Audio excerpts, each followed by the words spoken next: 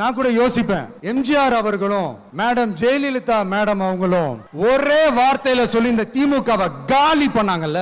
நான் கூட யோசிப்பேன், ஏன் இவ்வளவு ஹார்ஷா பேசுறாங்க, ஏன் இவ்வளவு ஹார்ஷா அவங்கள திட்டுறாங்கன்னு யோசிச்சது உண்டு. இப்பதானே புரியுது. அவங்க ரெண்டு பேரும் சொன்னதை இப்ப நானும் ரிப்பீட் பண்றேன். திமுக ஒரு தீய சக்தி, திமுக ஒரு தீய சக்தி, திமுக ஒரு தீய சக்தி, திமுக ஒரு தீய சக்தி, தீய சக்தி, தீய சக்தி, தீய சக்தி. என் நெஞ்சில் குடியிருக்கும் ஈரோடு மக்களே,